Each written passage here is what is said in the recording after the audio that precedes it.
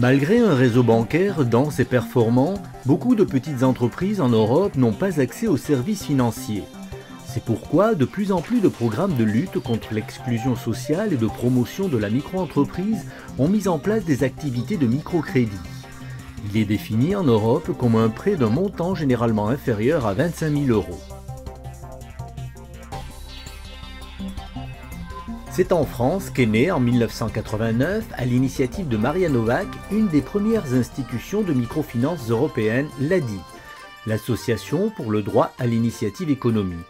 Pour ces journées portes ouvertes, l'ADI reçoit les personnes au chômage ou bénéficiaires du RMI désireuses de créer leur entreprise mais qui sont exclues du système bancaire traditionnel. Je vais m'en occuper dès la semaine prochaine.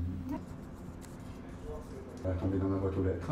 Donc il est dans le réseau des organismes d'aide à la création d'entreprise et ce qui n'est pas plus mal pour lui aussi dans sa situation où il a besoin d'un accompagnement pour construire son projet. Il bénéficiera d'un accompagnement avant la création, après la création, alors que s'il va avoir une banque, c'est quelqu'un qui est au chômage apparemment depuis plusieurs années. Je ne pense pas que la banque le suive non plus, donc c'est quelqu'un qui a besoin d'être accompagné aussi par des structures.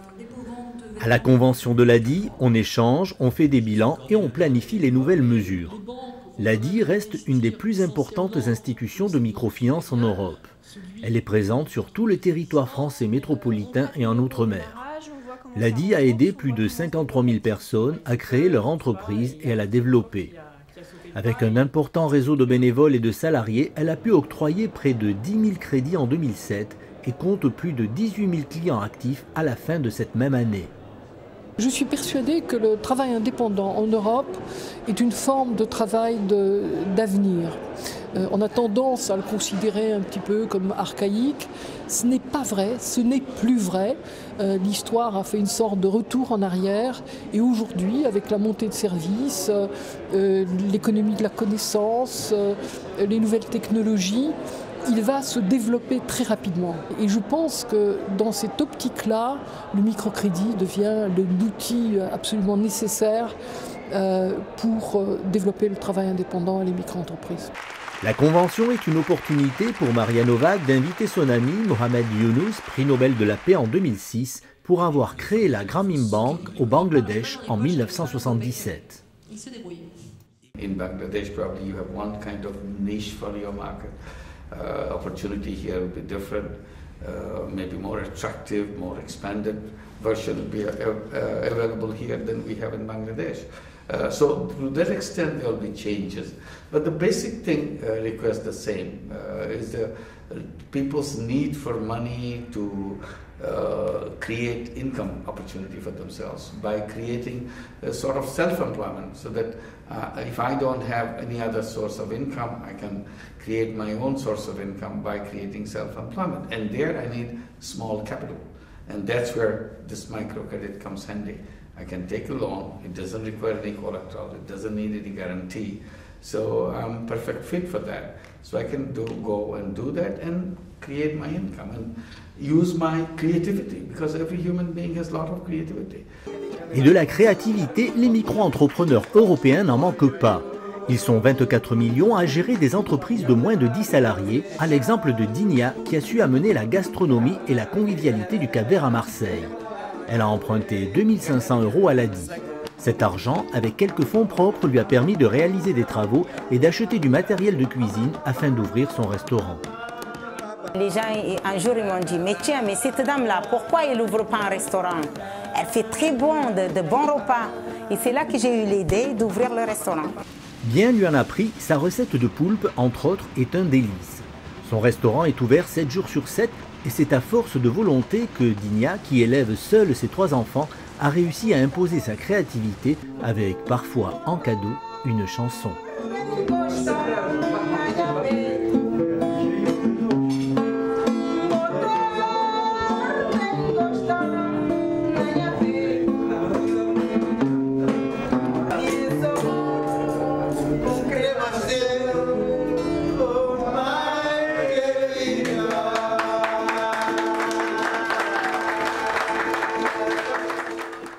Autre créateur d'entreprise, quelques kilomètres plus loin, Alexandre a ouvert son magasin fin 2006. Ici, on peut faire réparer ou acheter son ordinateur, s'approvisionner en logiciels et jeux informatiques ou encore prendre des cours. Ce jeune passionné a bien su gérer son budget prévisionnel.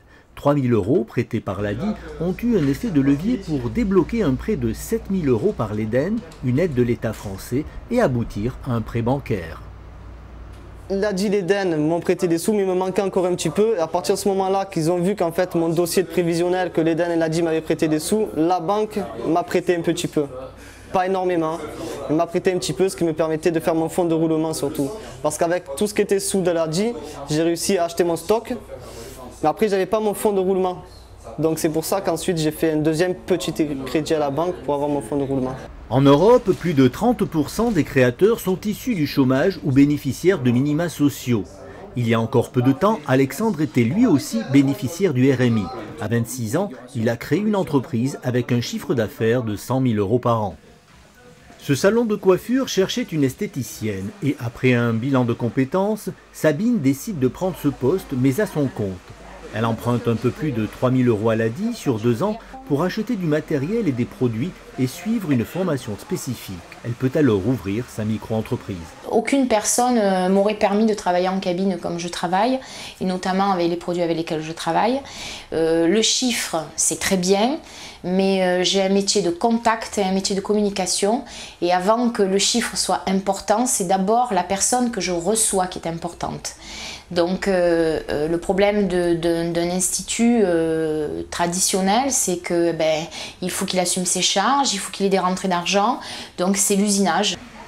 Grâce à son indépendance, Sabine choisit de travailler dans la qualité.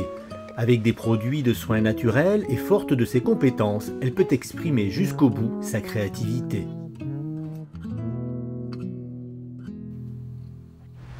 La microfinance européenne se développe vraiment à partir des années 2000 comme en Angleterre. Ici, l'État a joué un rôle moteur en facilitant la création de Community Development Finance Institutions, les CDFI, qui répondent aux problèmes plus larges d'accès au crédit pour les populations en difficulté. Fair Finance à Londres est une de ces jeunes institutions créées en 2005 pour venir en aide aux personnes qui n'ont pas accès au crédit. À l'origine, dans les quartiers est de Londres, quartiers particulièrement défavorisés avec une forte proportion de personnes appartenant à des minorités ethniques. Fair Finance exists to give people who have only access to expensive credit an alternative. It exists to give people who have only access to no opportunities for employment or self-employment some type of facility. It exists also to act as a bridge between those who are excluded and the mainstream financial services. Fair Finance vient d'ouvrir un 3e bureau et a élargi sa gamme de produits proposant aussi des prêts sociaux et de l'éducation financière. Cette organisation a reçu plusieurs prix nationaux et internationaux pour ses bonnes pratiques. Comme il le fait régulièrement, Ricardo rend visite à un de ses clients dans le quartier de Shoreditch. Suite à la fermeture de certaines lignes de métro en 1986, des wagons sont restés inutilisés pendant de longues années. Récemment, un jeune designer londonien a eu l'idée originale de louer puis acheter ces wagons. En 2006, Fair Finance lui a prêté 15 000 livres, environ 23 000 € pendant 5 ans. People that have good idea has to be helped. We can't help them just because they have guarantee to give, but we have to believe in their idea, in their project.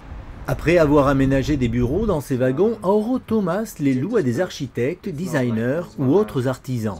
There's a lot of other people working in the same community which are working in a creative field, so we can exchange a lot of information, we can work together, collaborate on specific projects.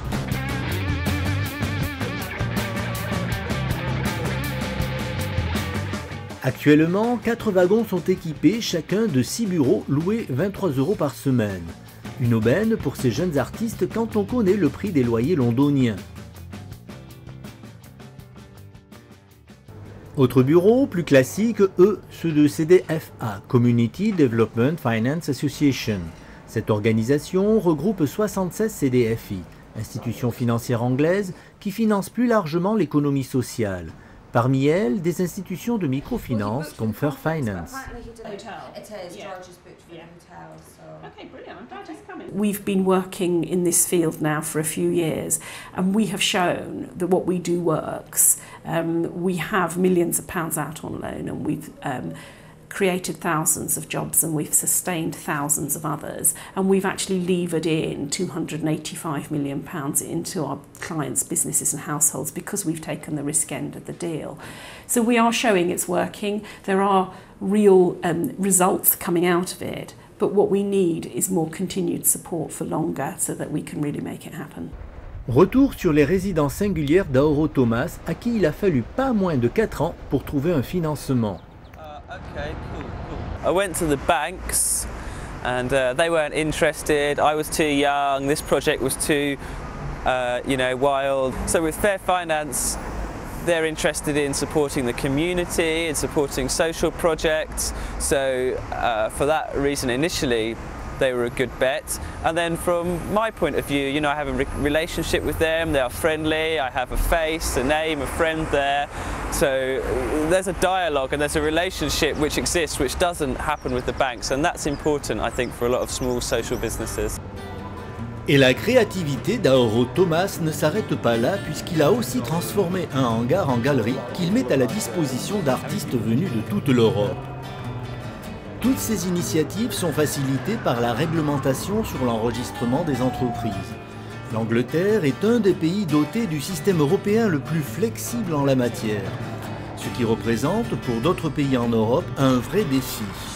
Le développement du microcrédit ne pourra se faire que de pair avec l'amélioration du cadre réglementaire pour les micro-entreprises.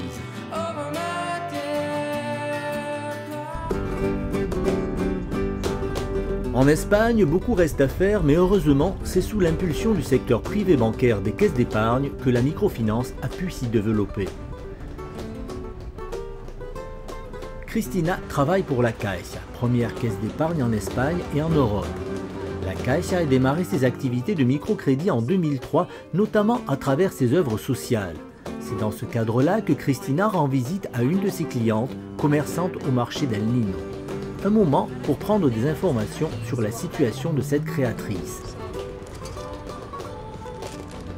¿Cómo va el negocio? Si tienen algún problema, si está funcionando bien, si tienen expectativas de crecimiento. Si hay algún problema de funcionamiento del negocio, podemos detectar el problema antes de que realmente surja e intentar adecuar las cuotas. La Caixa a pu aider plus de 2000 micro-entrepreneurs en Espagne en signant des accords de partenariat avec plus de 200 organismes sociaux. En 2007, elle a ouvert la première banque de microfinance en Europe, Microbank, pour mieux atteindre ses objectifs. Une motivation supplémentaire pour ses employés. O sea, si al final tu trabajo se mide no tan solo en papeles, llamadas, documentos, correos, sino se mide en que haya personas que hayan podido cumplir alguno de sus objetivos y que hayan recuperado su autoestima, esto no se paga, es algo que te llevas y que te quedas dentro. C'est un modèle social qui prédomine en Espagne, avec les caisses d'épargne qui prêtent de l'argent et les organismes sociaux qui assurent le suivi et l'accompagnement des emprunteurs. Es un país donde existe un auténtico nicho de emprendedores y esto se demuestra en los números de producción y la cantidad de demanda que existe en microcrédito y que sabemos que va a existir en microcrédito financiero. Esta es una diferencia, desde mi punto de vista, importante. Y una segunda diferencia es que este país dispone de una herramienta clave para el desarrollo de la microfinanza, como son las cajas de ahorro. La Caixa établit un lien avec les micro-entrepreneurs à travers les organismes sociaux ou encore les chambres de commerce, comme celle du Pérou, pour les populations venues d'Amérique latine. Un moyen de répondre plus précisément aux besoins des créateurs. La Cámara de Comercio de Perú, como entidad social, como entidad de apoyo a esta gente que tiene ideas para un trabajo nuevo, se nos explique cuál es la realidad, en este caso de 2 personas, porque vamos a tener que cambiar nuestro sistema financiero para hacerles un traje a medida, exactamente lo que les hace falta para que su proyecto no sea un fracaso. Il y a 2 ans, la Chambre de commerce du Pérou a aidé cet entrepreneur d'origine équatorienne à créer son affaire. Depuis 8 ans qu'il est à Barcelone, Gabriel a d'abord été employé dans une entreprise de construction, puis il a créé sa propre entreprise grâce à un prêt de la Caixa de 15 000 € sur 4 ans et demi. Avec ses 2 casquettes de commercial et de manœuvre, il court d'un chantier à l'autre pour superviser le travail de ses 3 employés. Gabriel projette de prendre un autre bureau de l'autre côté de Barcelone et d'étendre ses activités dans le déménagement, le transport et le nettoyage. Eso es, digamos, la ilusión de toda persona, salir de un caos, de un problema social, económico, político, como lo estamos viviendo en nuestros países latinos. Estamos viviendo en una crisis muy crítica, entonces tenemos que emigrar a otros países, por ejemplo, ahora aquí en España. En la cual hay muy buenas fuentes de trabajo y es una cosa que es normal, como no existe la división, ¿verdad? L'immeuble de la Pedrera de l'architecte Gaudi abrite la première organisation à avoir démarré des programmes de microcrédit en Espagne. Unsulmun est une fondation de la Caisse d'épargne de Catalogne. En 5 ans, dans toute l'Espagne, elle a octroyé 1200 crédits d'un montant moyen de 9 000 €. El microcrédito realmente es una herramienta muy potente para crear confianza en las personas, para salir adelante de situaciones difíciles. El microcrédito no es que sea una varita mágica que solucione todos los problemas, pero es un excelente complemento de las políticas sociales en este momento. Unsulmun soutient aussi des institutions de microcrédit dans des pays en développement. Comme les autres caisses d'épargne, elle prête de l'argent, mais ce sont divers organismes sociaux d'appui qui sont en relation directe avec le client. Ici, le CEPAC, une fondation privée pour la promotion à la création d'entreprises en Catalogne, qui assure un suivi d'activité auprès de l'entrepreneur. Si la empresa va bien, se hacen 4 entrevistas. Esas 4 entrevistas se intentan hacer siempre en el local de la persona, para hacer un poco de, primero, control del dinero que ha recibido, que realmente se lo haya gastado en lo que ha hecho, pero también intentar hacer un poco de lo que actualmente está tan de moda, que es el coaching. Magdalena et Juan sont passés par les services solidaires, un organisme partenaire du CEPAC, pour obtenir leur prêt de 22 000 € sur 5 ans financé par Unsulmun. D'origine argentine, le couple a ouvert son restaurant en fin d'année 2006. Yo estoy muy agradecido con el microcrédito y la oportunidad que nos dieron a nosotros de por fin, a esta altura y después de haber trabajado tantos años, de tener nuestro propio espacio, gracias a eso. Porque quizá trabajando para otra persona, para juntar el dinero para montar esto, tengo que trabajar, no sé, 30 años sin gastar dinero. La diferencia entre el microcrédito y cualquier banco es que confían y apoyan a personas que, igual que los demás, que tienen aval, queremos trabajar y queremos abrirnos un camino, pero no podemos. Entonces es un poco, ¿quieres esto? Pues dame esto, pero no tengo esto, si no, no te voy a pedir esto. Es un poco... Si la microfinance en Europe peut avoir une dimension très sociale, comme en Espagne et en France, touchant un public non bancable, elle peut aussi s'adresser davantage aux petites et moyennes entreprises avec des prêts plus importants et être mise en place par des acteurs parapublics. C'est le cas de Fonds de participation en Belgique, une institution financière publique fédérale qui soutient et encourage l'esprit d'entreprise. Vous pouvez faire une demande de prêt de lancement, c'est un montant de 30 000 € maximum. C'est remboursable sur une période de 5, 7 ou 10 ans avec un taux à 4%. Elle remplit ses missions sous les auspices des ministères des classes moyennes, des finances et de l'emploi.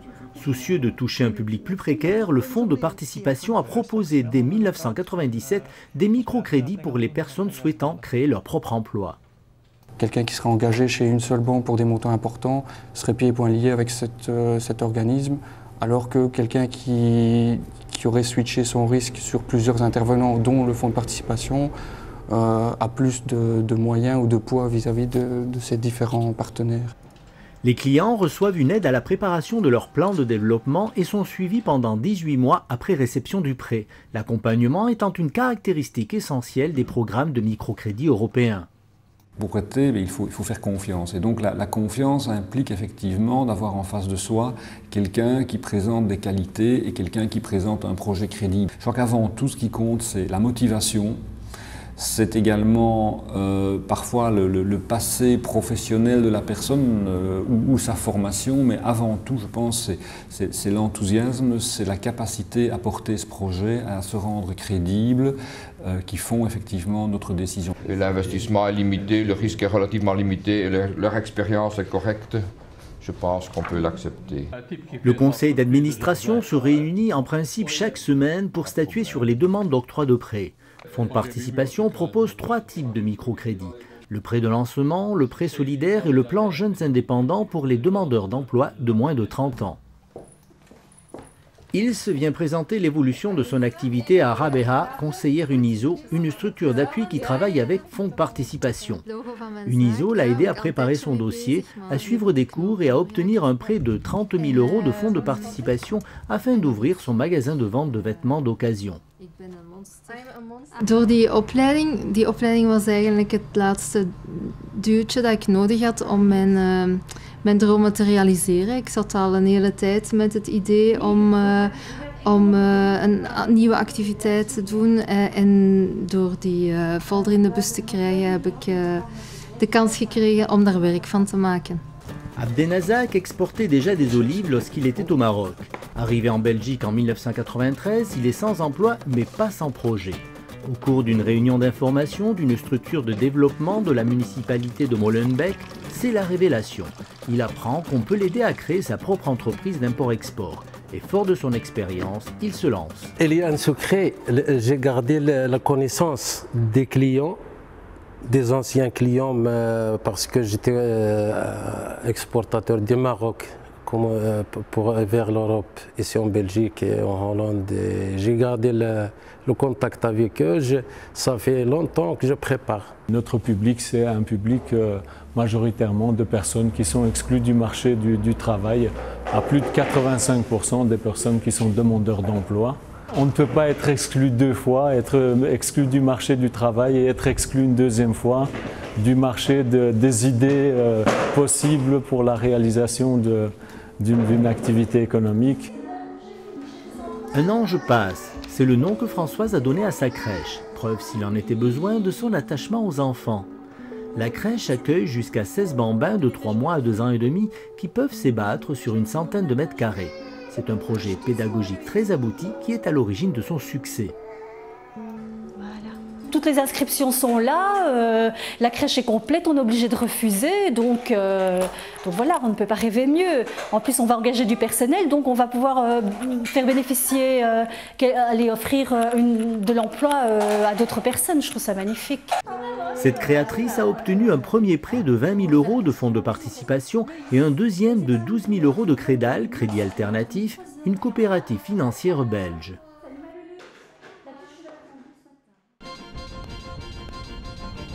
Direction Louvain-la-Neuve, le siège de Crédal, à une trentaine de kilomètres de Bruxelles. Créé en 1985, le cœur de l'activité de Crédal est le financement de l'économie sociale et solidaire en Belgique. Françoise Van Zeebroek de l'ASBL Crédal Plus. Je dois avoir un petit entretien avec vous qui dure à peu près 10 minutes. Dans quel but souhaitez-vous un crédit social ? En 2000, Crédal démarre une activité de microcrédit pour les particuliers qui souhaitent développer ou créer une entreprise. Un programme plus spécifique pour les femmes entrepreneurs a été aussi mis en place, ainsi qu'un programme de microcrédit social en partenariat avec les pouvoirs publics.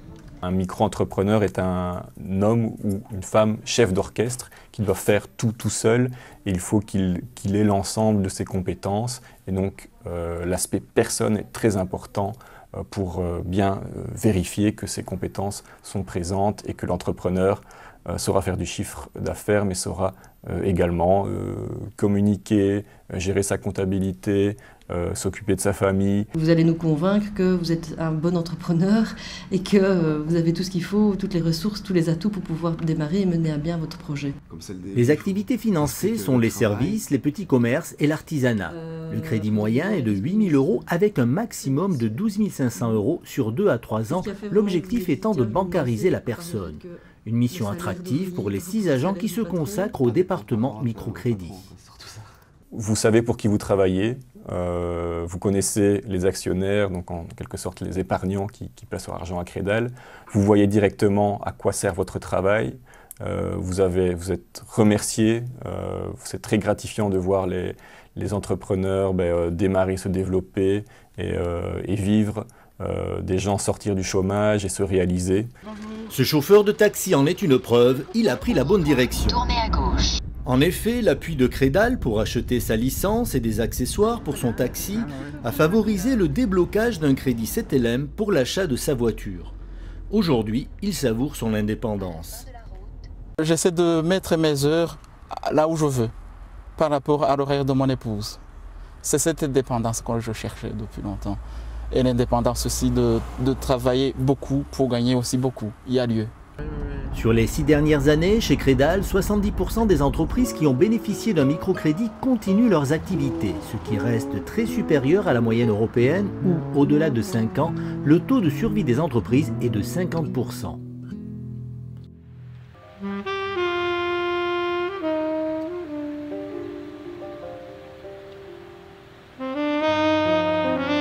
Si en Europe, les prêts sont essentiellement individuels, certaines approches en groupe ont été expérimentées.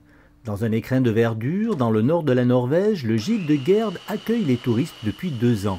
Gerd a perdu son emploi il y a 5 ans, alors qu'elle travaillait à l'administration d'un aéroport. Elle restaure une, puis 2 vieilles maisons de sa ferme et aujourd'hui, elle peut accueillir 7 personnes tout au long de l'année. I have a little dream that maybe I can find another old house to put on my farm and then I can have a second guest house. That'd be nice. And if I find an old house, because it has to be an old house, I will need a loan, yes.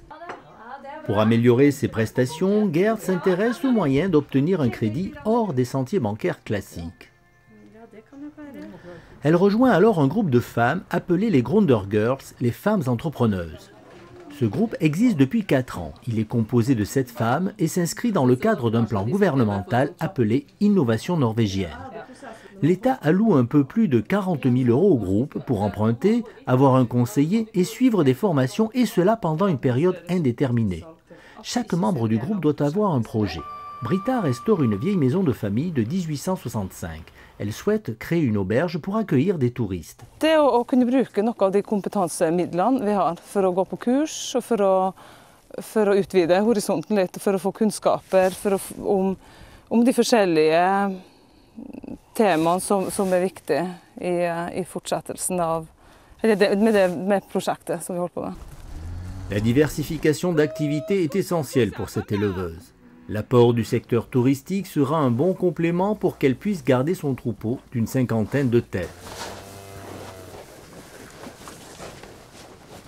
Les membres du groupe, qui se réunissent une fois par mois, échangent leurs expériences et exposent leurs besoins. Bitten travaille à la ferme. Elle élève des vaches laitières et débite du bois pour les cheminées. En fin de journée, elle prépare sa seconde activité, proposer des sorties en forêt à des groupes de jeunes et ramasser des objets naturels pour les façonner en objets usuels. Jeg tenker å ta et lite lån for å kjøpe en maskin for å kunne gjøre grovarbeidet på den, og så kunne videreutvikle håndverket for ungene. Tilrettelegge bedre. Jeg hadde lyst til å være i en gruppe for å utvikle et konsept. Både å lære av andre og gi andre input til sine prosjekter. Ces groupes existent depuis 25 ans dans toute la Norvège. C'est une forme originale de microcrédit, mais aussi et surtout une forme d'entraide et de solidarité. La microfinance s'est aussi beaucoup développée dans les nouveaux pays de l'Union européenne, comme ici en Slovaquie avec Integra, où un accent particulier a été mis sur les femmes. Avec son programme MED, développement des micro-entreprises, Integra, qui existe depuis 1995, a permis à plus de 500 femmes de devenir créatrices. Pour cela, elles ont obtenu un appui financier, des prêts jusqu'à 3 000 €, mais aussi des conseils et des formations pour qu'elles puissent reprendre confiance en elles. L'accès au marché est un obstacle majeur pour les entrepreneurs. C'est pourquoi Integra a créé dans 3 villes de Slovaquie des centres comme celui-ci appelé Happy Hand, la main heureuse, permettant aux créatrices de vendre leurs produits dans des marchés artisanaux. Pour se lancer dans l'entrepreneuriat, les femmes peuvent également y suivre des cours de commerce, être conseillées ou encore obtenir des microcrédits. Ces actions concernent plus de 800 femmes. My by sme veľmi chceli týmto ženám pomáhať, teda ženám, ktoré začínajú podnikať, ktoré sú na začiatku podnikania. A im pomáhame a vieme, že najviac by potrebovali lepší prístup k pôžičkám. Takisto by potrebovali možno viac sa stretávať spolu, vymieňať si skúsenosti, navzájom sa obohacovať. A takisto si myslíme, že by bol dobrý pre nich mentoringový program. The difficulties for women in Slovakia to create an enterprise there's mainly three things they face. One is that there's not a long-term enterprise culture in Slovakia because of the communist era. So there's lack of knowledge or lack of experience. Most women are starting a business for the first time. Another problem is that there's very limited access to finance, especially in the poor parts of Slovakia, the rural parts, where they cannot get support from their family. Another difficulty is there's a stereotype that sometimes there's discrimination against women entrepreneurs as being less serious, less professional. It's not true. Afin d'avoir plus de poids, l'ensemble des acteurs se sont regroupés en 2003 au sein du REM, le réseau européen de la microfinance. Le REM compte plus de 60 organisations réparties dans 21 pays d'Europe. La conférence annuelle du REM permet de réunir les acteurs de la microfinance en Europe. Le REM est soutenu par la Commission européenne, preuve de l'intérêt qu'elle porte à ce nouvel outil de lutte contre l'exclusion sociale et pour le développement des micro-entreprises et de l'auto-emploi. We would have to think very carefully if it is not better to help these people to develop their ideas through a credit than just to keep them in unemployment situation or in a situation of social exclusion. I think the cost for society is much lower to help these people to find their way back into an activity. Progressivement, la personne, elle va pouvoir redémarrer, ou elle va pouvoir s'insérer, pas forcément avec son entreprise, elle peut très bien arrêter son entreprise, mais elle aura certainement, les chiffres le montrent et les interviews que l'on a, regagner une confiance. Le réseau européen de la microfinance propose des formations, des missions d'assistance technique, des échanges de bonnes pratiques, l'organisation de conférences, la réalisation d'études et des activités de plaidoyer pour améliorer le cadre réglementaire au niveau européen, mais aussi national. Ce que nous essayons, c'est justement de comparer les situations de différents pays et de formuler des propositions propres à chaque pays, mais qui permettent aussi de dégager ce que sont les bonnes pratiques au niveau de l'Union. Et c'est ces bonnes pratiques qu'il me paraît important de diffuser ensuite avec l'appui de la Commission européenne pour permettre à toute l'Europe d'utiliser le microcrédit comme un instrument de croissance et de cohésion sociale à la fois. Les banques s'intéressent de plus en plus à la microfinance, ce qui explique le thème de la 4e conférence du REM à Berlin. Aujourd'hui, beaucoup de grandes banques en Europe veulent participer à cette forme de crédit. Feront-elles mentir le dicton selon lequel les banques ne prêtent qu'aux riches? Tout au moins, certains pensent que les banques doivent financer le segment haut de la clientèle, comme les petites et les micro-entreprises existantes, et que les institutions de microfinance puissent se consacrer au segment bas, les clients en faible revenu sans garantie et les start-up. Nous avons, dans le cadre du projet banlieue, mis 2 millions d'euros pour financer, donc à fonds perdu, l'ADI, pour se développer en banlieue, 2 millions d'euros sur 3 ans. Et puis à côté de ça, nous prêtons 5 millions d'euros à l'ADI dans des conditions tout à fait privilégiées. Notre motivation, c'est une motivation de citoyenneté d'entreprise. Une autre reconnaissance pour les micro-entrepreneurs. Au cours d'une cérémonie officielle, l'ADI de Marseille, en partenariat avec le Conseil général, récompense les efforts des créateurs les plus talentueux. Enfin, on prend en considération le créateur d'entreprise et créateur d'entreprise en ayant des petits revenus. C'est pas parce qu'on est terrainiste qu'on est bête ou qu'on n'est pas formé ou qu'on n'a pas d'expérience. Je suis très heureux d'avoir reçu ce prix-là et je pense que ça va beaucoup m'aider, surtout en ce moment. J'avais des achats à faire de matériel, donc je pense que ça va beaucoup m'aider. Ça m'encourage encore plus et ça me donne envie d'encore plus donner et on va travailler encore. Grâce à un important travail de plaidoyer, l'ADI et le réseau européen de la microfinance ont permis que des changements significatifs puissent avoir lieu dans la législation française et européenne afin de favoriser le développement du secteur et de la création d'entreprises. Si beaucoup reste à faire, il est certain que le microcrédit est aussi en Europe un outil nécessaire pour construire un système financier ouvert à tous.